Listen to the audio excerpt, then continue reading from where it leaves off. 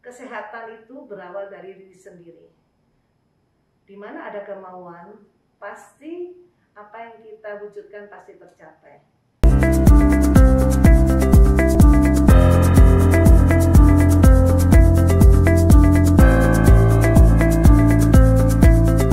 Assalamualaikum warahmatullahi wabarakatuh. Selamat siang, salam sehat. Rumah Sakit Marinir Cilandak menuju WBBM. Senang sekali saya Letu Laut Kesehatan Wanita Bunga Amelia bisa menyapa Anda semua pada podcast Bisa Sehat, bincang santai seputar kesehatan. Pada episode kali ini, kita akan membahas tentang pengaruh gaya hidup dan sindrom metabolik. Namun sebelum kita masuk ke dalam tema kali ini, kami ingatkan kembali untuk pemirsa di rumah, jangan lupa untuk subscribe, like, komen, serta jangan lupa untuk nyalakan loncengnya agar tidak ketinggalan video-video atau episode-episode yang tidak kalah menarik. Tentunya podcast Bisa Sehat kali ini spesial dalam rangka memperingati HUT Koal ke-59. Kita telah menghadirkan seorang narasumber. Beliau adalah seorang koal sekaligus seorang dokter spesialis penyakit dalam. Mari kita sapa beliau terlebih dahulu. Selamat siang, mohon izin Letkol Laut Kesehatan Wanita, Dr. Maria Rini, spesialis penyakit dalam. Selamat siang Mbak Bunga, selamat siang para sahabat sehat Rumah Sakit Marinir Cilandak. Salam sehat buat kita semua. Terima kasih Dok telah berkenan hadir pada podcast spesial HUT Koal. Yang pertama, kami akan menanyakan tentang apa itu sindrom metabolik. Oke, terima kasih Mbak Bunga. Sindrom metabolik adalah suatu kumpulan daripada sindrom, gejala yang menyebabkan gangguan metabolisme tubuh, di mana kriteria-kriteria yang ada adalah salah satunya itu ada 5 kriteria.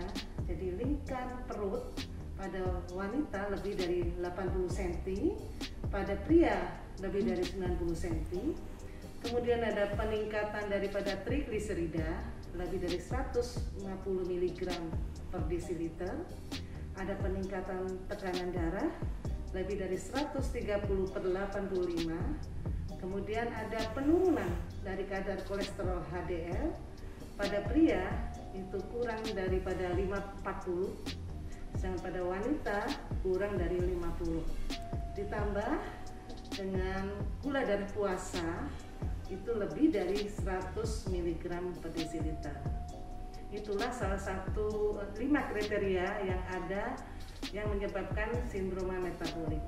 Bila ada 3 dari 5 kriteria terpenuhi, maka individu itu akan bisa kita sebut sebagai individu yang sudah terkena sindrom metabolik.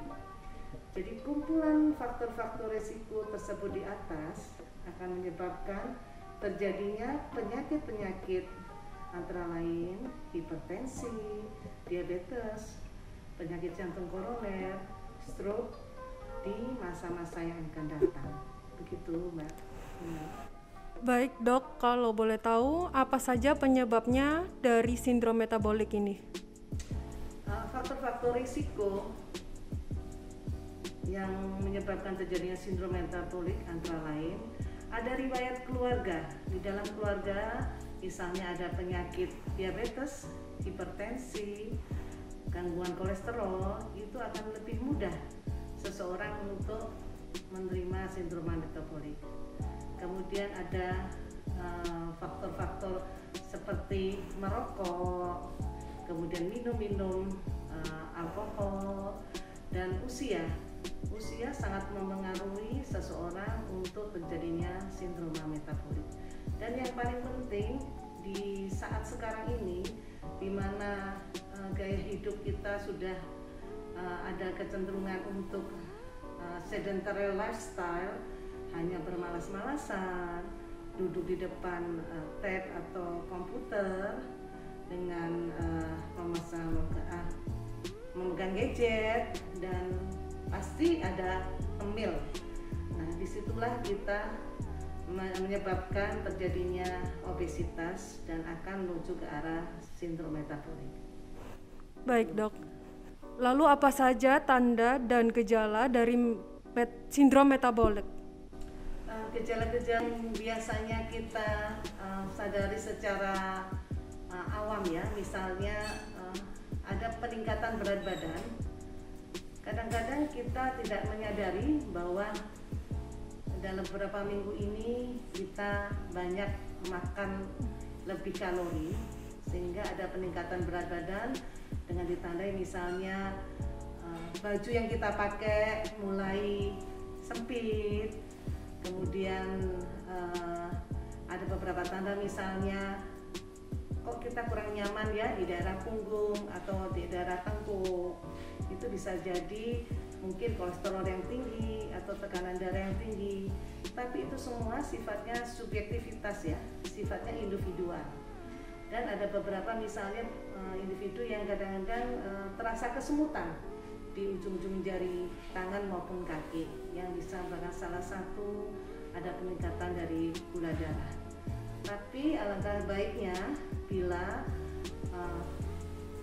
seseorang merasakan seperti yang sebutkan di atas, untuk datang ke fasilitas kesehatan yang terdekat untuk memeriksakan diri baik secara fisik, untuk diukur tensinya, kemudian diukur darahnya lewat laboratorium. Begitu Mbak. Siap. Dok, kalau boleh tahu, rank usia berapa saja orang bisa terkena sindrom metabolik? Untuk sindrom metabolik ini memang tidak ada range usia. Pada zaman sebelum teknologi mudah ini yang kita ada yang maksud saya begini, teknologi sekarang sudah sangat maju sehingga di zaman modern ini mudah sekali orang menginginkan sesuatu tanpa kita bergerak ke sana. Misalnya saya kepingin makan nasi goreng seafood misalnya, saya hanya telepon saja dia akan datang. Padahal mungkin sebelum teknologi maju seperti ini, kita harus ke pasar dulu, kita harus jalan ke resto. Nah, itu sangat merubah gaya hidup kita. Untuk itu makanya prevalensi usia itu sekarang bukan hanya tren di atas 45 tahun ke atas, di bawah 30 tahun pun sudah mulai terkena sindrom metabolik. Kadang-kadang di rumah kita melihat pada beberapa keluarga putra-putranya sedang melaksanakan daring dengan sekolah, kemudian mungkin lebih dari 2 jam, orang tua cenderung Kak ini makan, Kak ini ada susu, Kak ini, jadi cenderung anak-anak tidak melakukan aktivitas fisik untuk datang ke meja makan atau mencari ke dapur. Justru orang tua yang menyuguhkan makanan-makanan itu, sehingga pola hidup yang kurang sehat itu terbentuk daripada pola hidup di dalam keluarga. Jadi prevalensi sekarang hampir di semua isu ya, dan cenderung malah lebih ke 30 tahun ke bawah. Itu Bunga. Baik dok, untuk yang selanjutnya dok, mungkin bisa dijelaskan bagaimana cara mencegah dan menangani sindrom metabolik ini? Prinsipnya sindrom metabolik adalah suatu gejala ya, suatu sindrom di mana faktor resiko ini yang saya sebutkan tadi di atas 5 kriteria itu akan bisa menyebabkan terjadinya penyakit yang cukup berat, sehingga kita perlu pertama adalah yang paling penting bukan obat, justru yang paling penting adalah kita mengubah gaya hidup. Jadi kita lifestyle yang kita ubah. Jadi ada beberapa yang bisa kita koreksi. Yang tidak bisa kita koreksi adalah ras. Jadi ras di Asia itu cenderung untuk mudah terjadinya sindrom metabolik daripada ras Eropa. Kemudian usia tidak bisa kita koreksi, dan berjalannya tahun pasti akan berjalannya umur. Nah, yang bisa kita koreksi adalah pola hidup kita, pola makan kita. yang tadinya pure diet, jadi pola makan yang tidak sehat, kita ubah jadi pola makan sehat. Artinya pola makan yang tadinya banyak mengandung kalori, lemak, kita ubah jadi pola makan yang banyak tinggi serat, kemudian kita banyak makan sayur-sayuran, buah-buahan, biji-bijian, dan yang penting kita juga menerapkan 3J, jenis, jumlah, dan jam. Jadi di jenisnya kita sudah harus pilih lebih banyak bertinggi serat. Kemudian jumlahnya, kalorinya kita batasi. Yang dulu kita makan 1 piring, nah kita batasi menjadi 3/4 nasinya. Kemudian jamnya, jangan hampir tiap 2 jam kita makan besar. Nah sebaiknya makan besar tetap sehari 3 kali. Di antaranya itu kita bisa menggunakan snack ya, memakan snack di antara 3 kali makan besar. Kemudian yang penting lagi selain pola hidup sehat juga adalah olahraga. Olahraga yang dianjurkan adalah 150 menit dalam seminggu. Kita bisa bagi dalam seminggu misalnya 3 kali sehari, kita bisa menggunakan Senin, Rabu, Jumat misalnya sekali kita berolahraga kita kurang lebih 60 menit atau 90 menit. Kalau kalau bisa kita lakukan setiap hari, bisa kita lakukan dalam waktu 30 menit. Jadi tadi diet, kemudian olahraga, kemudian kita juga menghindari makanan-makanan yang minuman-minuman mengandung alkohol dan hindarkan merokok, serta menghindari obat-obatan yang mengandung hormonal. Beberapa obat mengandung hormonal pada wanita biasa akan menyebabkan suatu obesitas. Dan yang terakhir adalah kita bisa memanajemen stres yang kita hadapi. Di zaman modern seperti ini, di era semua serba ada, kita tinggal telepon, membuat kita nyaman, membuat praktis, membuat kita juga nikmat, itu kadang tidak bagus buat kesehatan kita. Nah, sehingga kita juga berusaha untuk stres kita manajemen, karena pada biasanya pada orang-orang yang sibuk dengan putra-putra yang juga daring di rumah, itu ada stres sendiri. Nah, mengelola stres itu tergantung individu. Banyak yang menyalurkan stres dengan hobi atau dengan melakukan suatu kegiatan keagamaan. Ya, mudah-mudahan tips yang saya sebutkan di atas dapat mengurangi terjadinya sindrom metabolik. Yang terakhir, Dok, mungkin para pemirsa di rumah juga bertanya, mengapa saat usia muda ketika makan banyak berat badan tidak bertambah, tapi ketika seiring berjalannya usia minum air pun itu bisa menjadi gemuk, bisa menjadi obesitas gitu. Itu kan ada bahasa kita ya, minum air pun jadi daging ya. Jadi itu sebenarnya suatu istilah yang kurang tepat ya. Nah, karena sebenarnya air itu tidak mengandung kalori. Justru air itu sangat kita butuhkan di dalam metabolisme tubuh kita.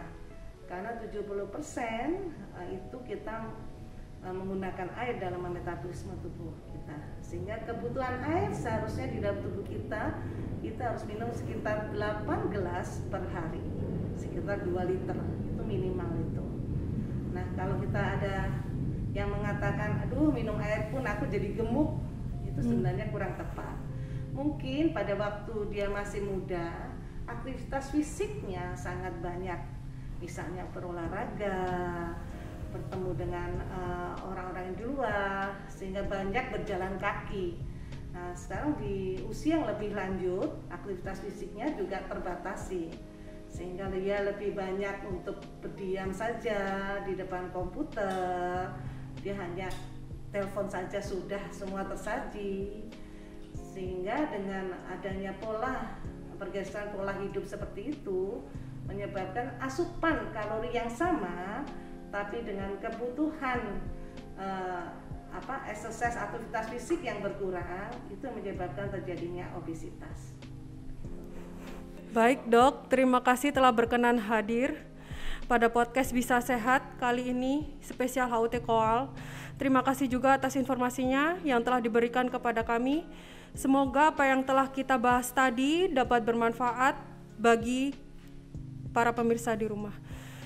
Dan untuk yang terakhir dok, mungkin ada pesan yang ingin disampaikan kepada sahabat RSMC. Buat sahabat sehat RSMC, saya hanya sedikit mengingatkan bahwa kesehatan itu berawal dari diri sendiri.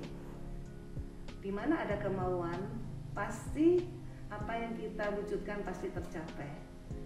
Kemauan untuk mengubah pola hidup tidak sehat menjadi pola hidup lebih sehat akan menghindarkan diri kita untuk masuk ke dalam sindrom metabolik dan mencegah penyakit-penyakit antara lain diabetes, hipertensi, penyakit jantung koroner, dan stroke.